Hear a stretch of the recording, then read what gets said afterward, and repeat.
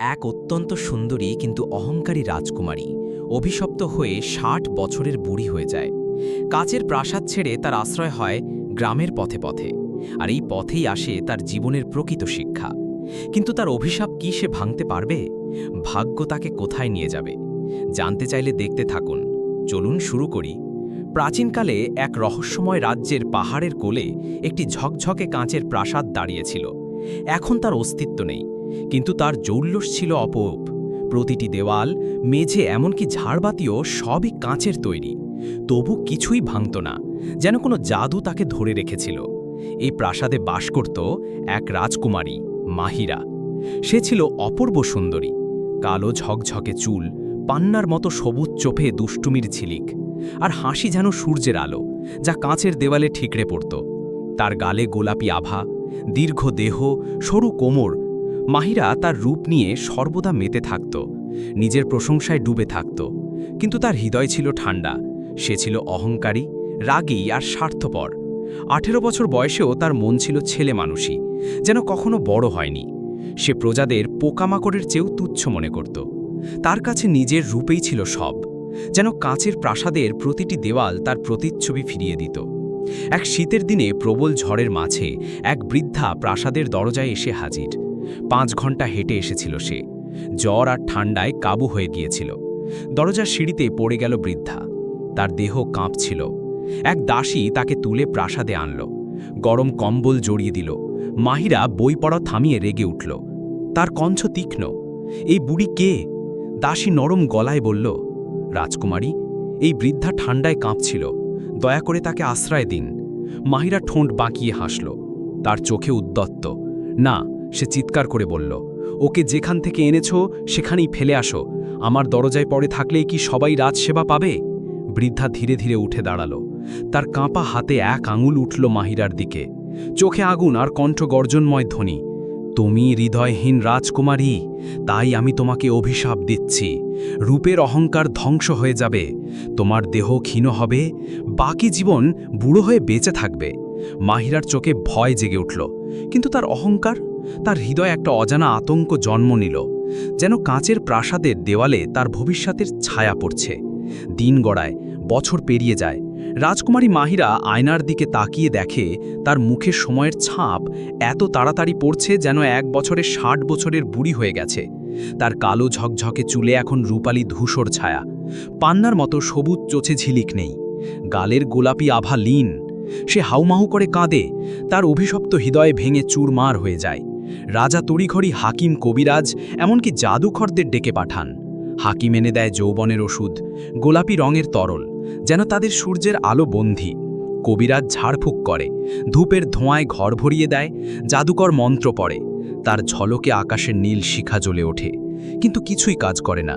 মাহিরার মুখে বুড়োটে রেখা আরও গভীর হয়, তার দেহ আরও কুঁজো হয়ে যায়। প্রতিটি প্রচেষ্টা যেন অভিশাপের শিকলকে আরও শক্ত করে। মাহিরা আর সহ্য করতে পারে না। তার রূপ ছিল তার গর্ব, তার পরিচয়। মাহিরা খুব চিন্তায় পড়ে যায়। এখন সে আয়নায় নিজেকে দেখে ভয় পায়। এক রাতে যখন চাঁদ আকাশে রূপালী আলো ছড়ায়, সে প্রাসাদ থেকে পালিয়ে যায়। কেউ দেখে না, কেউ টের পায় না। সে চলে যাওয়ার সাথে সাথে প্রাসাদের কাঁচের দেওয়ালগুলো মলিন হয়ে ময়লা ইটের দেওয়ালে পরিণত হলো। রাস্তায় রাস্তায় সে ঘুরে বেড়ায়। তার পোশাক এখন ছেঁড়া, ধুলোয় মলিন। সে ভিক্ষা করে দিন পার করে, কখনো ক্ষুধায় কাতর, কখনো ঠান্ডায় থরথর করে কাঁপছে। লোকে তাকে দেখে মুখ ফিরিয়ে নেয়। যে রাজকুমারী একদিন সূর্যের মতো জ্বলত, সে এখন ছায়ার মতো অদৃশ্য। এভাবে ৪টি বছর কেটে গেল। মাহিরা একদিন গভীর বনের ধারে এক ছোট্ট নদীর কাছে এসে থামে। হঠাৎ সে শুনতে পায় একটি শিশুর কান্না। তাকিয়ে দেখে একটি ছোট্ট ছেলে খেলতে খেলতে জলে পড়ে গেছে। তার ক্ষুদে হাতগুলো আঁকড়ে ধরার চেষ্টা করছে। মাহিরার বুড়ো হাড়ে আর শক্তি নেই, তবু সে দৌড়ে যায়। জলের ঠান্ডা ছোঁয়া তার হাড়ে কাঁপুনি ধরায়, কিন্তু সে শিশুটিকে তুলে তীরে নিয়ে আসে। শিশুটির চোখে ভয়, কিন্তু সে মাহিরার কাঁপা হাত ধরে কৃতজ্ঞতায় মাথা নয় করে দেয়। শিশুটির বাবা ছুটে আসে। তারা মাহিরাকে তাদের কুঁড়ে ঘরে নিয়ে যায়। ঘরটি সাদামাটা কিন্তু উষ্ণ। তারা তাকে গরম ভাত আর সবজির ঝোল খাওয়ায়। মাহিরা বুঝতে পারে তার এত অহংকার, এত গর্ব সবই ছিল মিথ্যা। সুখ মানুষের দিকে হেঁটে হাত বাড়িয়ে দেওয়ায় আসল সুখ, মানুষকে আপন করে নেওয়ায়। ভুল বুঝতে পেরে তার হৃদয়টা ফেটে যায়। মাহিরার মুখে অনেক দিন পর হাসি ফোটে। যেন তার হৃদয়ের বরফ গলতে শুরু করেছে। কিছুক্ষণ পর শিশুটির বড় ভাই বাড়ি ফেরে। তার নাম রোহন, এক সুদর্শন যুবক, চোখে সৌম্যদীপ্তি, কণ্ঠে আন্তরিকতা। সে মাহিরার সঙ্গে গল্প শুরু করে।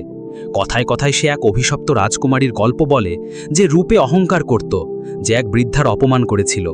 মাহিরার চোখে জল টলটল করে। তার কাপা গলায় ফিসফিস করে বলে, আমি সেই রাজকুমারী। ঘরে নিস্তব্ধতা নেমে আসে। রোহান তাকে স্থির দৃষ্টিতে দেখে। তার চোখে বিস্ময়, কিন্তু কোনো বিচার নেই। নিস্তব্ধতা ভাঙে রোহনের কথায়, আমি এই বনের পথে ঘুরি মাহিরা। কাঠুরদের মুখে শুনেছি গভীর জঙ্গলে এক গুহা লুকিয়ে আছে। সেখানে এক পীর বাস করেন, যার হাতে অলৌকিক শক্তি। তিনি হয়তো তোমার অভিশাপ ভাঙতে পারেন, কিন্তু পথটা বিপদে ভরা। এই ক্ষীণসী শরীরে কি তুমি পারবে? তার চোখে বিশ্বাসের পাশাপাশি একটা ছায়া, যেন সে জানে এই যাত্রা শুধু পথ পাড়ি দেওয়া নয়, এ এক হৃদয়ের পরীক্ষা। মাহিরার বুড়ো চোখে আশার ঝিলিক জ্বলে উঠল, যেন মলিন তারার আলো। আমি যাব, সে বলল, তার কাঁপা কঞ্চে দৃঢ়তার সুর। এই অভিশাপ আমাকে গ্রাস করেছে, কিন্তু আমি হার মানব না। রোহান নাড়া দিল, তার ঠোঁটে হালকা শাঁসি। সে বলল, তবে আমি তোমার ছায়া হয়ে থাকব। দুজনে রওনা দিল। বনের গাঢ় অন্ধকারে তাদের পায়ের শব্দ মিলিয়ে গেল, যেন ভাগ্য তাদের পথের দিকে নীরবে তাকিয়ে আছে। দুর্গম বন, হিংস্র জন্তু জানোয়ার মোকাবিলা করে তারা এলো এক নদীর তীরে। জল ছিল কালো, কুমিরের ঝকঝকে দাঁত আলোর ঝলকে ঠিকরে পড়ছে। সাপের ফনা জলের তলায় লুকিয়ে নিঃশব্দে ঘুরছে। সাঁতরি নদী পার হওয়া অসম্ভব। তারা দেখল নদীর ধারে এক কুড়ে ঘর জরাজীর্ণ। তারা দরজায় কড়া নাড়ল। এক শীর্ণকায় বুড়ো বেরিয়ে এলো। তার চোখে ক্ষুধার ছায়া, হাড়ের ওপর চামড়া ঝুলছে। মাহিরা তার থলি থেকে শেষ রুটিটুকু বের করল। বুড়ো কৃতজ্ঞতায় হাত জোড়ো করল। বৃদ্ধ জিজ্ঞেস করল, তোমরা এখানে কেন এসেছ? তারা বলল, আমরা শুনেছি জাদুর পাহাড়ে একজন পীর আছেন, যিনি ইমানিদার ও আল্লাহর ইচ্ছায় অনেক অলৌকিক কাজ করতে পারেন, কিন্তু এই নদী পার হতে পারছে না। বৃদ্ধ তাদের দিকে তাকালো। আমার একটা নৌকা আছে, সে ফিসফিস করে বলল, কিন্তু ভাঙা, জঙ্গল থেকে কাঠ এনে মেরামত করতে হবে। তাদের মনে যেন এক আশার সঞ্চার হলো। রোহান বন থেকে কাঠ কাটা শুরু করল। মাহিরা তার কাঁপা হাতে ছোট ছোট কাঠ বয়ে আনল। তার শরীর ক্লান্ত হলেও মন অটল। দুজনে মিলে নৌকা মেরামত করল। এ যেন এক আল্লাহর রহমত। তারা নৌকা নিয়ে পানিতে নামল। কুমিরের দাঁত আর সাপের ফনা এড়িয়ে অন্য পারে পৌঁছে গেল। ওতারে পাহাড়ের ছায়ায় বন। দূর থেকে জাদুর পাহাড় দেখা যাচ্ছে। কিছু দূর এগোতেই তারা দেখল মাটিতে এক পাখির বাচ্চা। তার কঁচি ডানা কাঁপছে, পাশে এক শেয়াল, চোখে লোভের আগুন। মাহিরা ছুটে গেল। তার বুড়ো হাড়ে ব্যথা হলেও হৃদয়ে এক অজানা শক্তি জাগল। রোহান শেয়ালটাকে তাড়িয়ে দিল। তারা বাচ্চাটিকে তুলে গাছের বাসায় ফিরিয়ে দিল। হঠাৎ আকাশের ডানার ঝটপট এক বিশাল ঈগল নেমে এলো। তার পালক সোনার মতো ঝকঝকে, চোখে প্রাচীন জ্ঞান। সে মানুষের কণ্ঠে বলল, তোমরা আমার বাচ্চাকে বাঁচিয়েছ, আমি তোমাদের উত্তম প্রতিদান দেব। মাহিরা বলল, আমরা কিছু চাই না, আল্লাহর ইচ্ছায় ওই সময় চলে এসেছি বলেই তোমার বাচ্চাকে বাঁচাতে পেরেছি। শুধু আমাদের বলো, জাদুর পাহাড়ের গুহায় যাওয়ার সহজ রাস্তা আছে কি? ঈগল বলল, তোমরা কি শাহী পীরের কাছে যেতে চাও? গুহাটা পাহাড়ের চূড়ায়, কিন্তু খাড়া পথে মানুষের পক্ষে ওঠা অসম্ভব। আমি তোমাদের নিয়ে যাব, আর পীর সাহেবকে এই আমার পালকটি দেবে, তাহলে উনি তোমাদের কথা শুনবেন। বলে ঈগল একটি পালক ছিলে দিল। তারা ঈগলের পিঠে চড়ে বসল। তার পালকগুলো রেশমের মতো মুলায়েম, সূর্যের আলোর মতো উজ্জ্বল।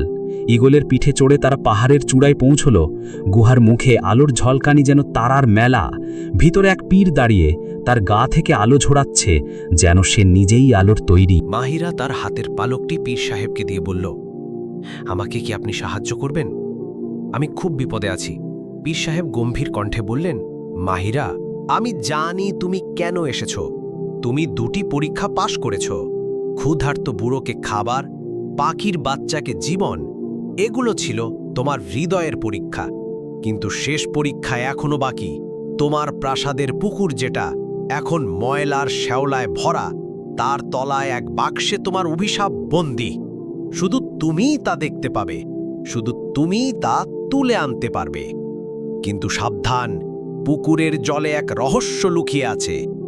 যদি তোমার হৃদয়ে এখনো অহংকার থাকে, তাহলে তুমি সেই বাক্স স্পর্শ করার সাথে সাথে পাথরে পরিণত হবে। মাহিরা আর রোহান গুহা থেকে বাইর হয়ে দেখল ঈগল দাঁড়িয়ে আছে। সে তাদের প্রাসাদে পৌঁছে দিল। এদিকে এত বড় পাখি দেখে সবাই হৈহুল্লো শুরু করল। এত গোলাহল শুনে রাজা নিজে তার ময়লা ইটের প্রাসাদ থেকে বাইর হয়ে আসলেন। রাজা তার বুড়ি মেয়েকে দেখে চিনলেন, চোখে জল নিয়ে জড়িয়ে ধরলেন। রাজকন্যা চারিদিকে তাকিয়ে দেখল প্রাসাদটা সৌন্দর্যের কিচ্ছু অবশিষ্ট নেই। আর যে পুকুরে বসে সে বিকেলের হাওয়া গায়ে মাখত, সেটা এখন ময়লা দুর্গন্ধে পুকুরে পরিণত হয়েছে। পুকুরের কাছে গেল সবাই। পানি ছিল কালো, শ্যাওলায় ঢাকা, যেন এক অন্ধকার জগৎ। দুর্গন্ধে কেউ বেশি কাছে যেতে পারছিল না।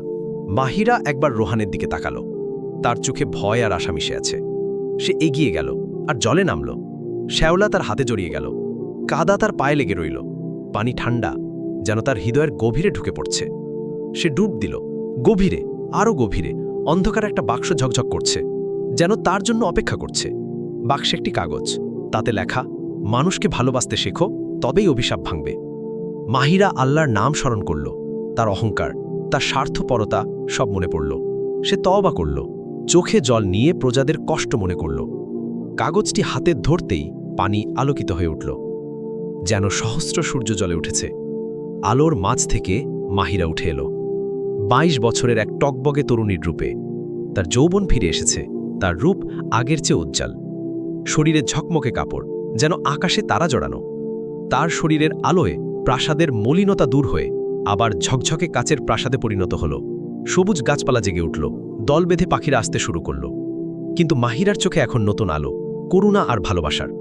রাজা তাকে জড়িয়ে ধরলেন, চোখে আনন্দের জল। মাহিরা বলল, বাবা, তুমি আমাকে যতটা ভালোবাসো, আমি আমার প্রজাদেরও ততটাই ভালোবাসব। কিন্তু গল্প এখানেই শেষ নয়। রাতে মাহিরা স্বপ্নে দেখল পুকুরের জল থেকে একটা ছায়া উঠে আসছে, যেন তার পুরনো অহংকার। ছায়াটি ফিসফিস করে বলল, তুমি ভুলে যাসনি তো, আমি তোমারই অংশ। মাহিরা জেগে উঠল, তার হৃদয় কেঁপে উঠল। সে বুঝল অভিশাপ ভাঙলেও তার হৃদয় লড়াই কখনো থামবে না। তার অহংকারের ছায়াকে দূরে রাখতে তার সংগ্রাম চলতেই থাকবে।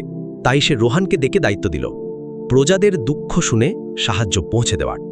মাহিরা আর রোহান এখন রাজ্যের এ মাথা থেকে ও মাথা ঘুরে বেড়ায়। তারা প্রজাদের কথা শুনে, তাদের হাতে খাবার তুলে দেয়, তাদের কষ্টের সঙ্গী হয়। রাজ্যে সুখ ফিরল। কিন্তু মাহিরার মনে একটি প্রশ্ন রয়ে গেল, যদি ছায়াটি আবার ফিরে আসে? সে জানে তার হৃদয়ের ভালোবাসাই তাকে পথ দেখাবে। আর এই রূপকথা যেন তারার আলোয় লেখা রাজ্যের প্রতিটি মানুষের মুখে মুখে ফিরছে। বন্ধুরা, যদি আপনাদের এই ভিডিওটি পছন্দ হয়ে থাকে এবং আপনারা আরও এমন ইসলামী হৃদয়স্পর্শী ভিডিও দেখতে চান, তাহলে আমার এই বাংলা ইসলামিক হিস্ট্রি ইসলাম চ্যানেলটি অবশ্যই সাবস্ক্রাইব করুন এবং বেল আইকনটি চাপুন।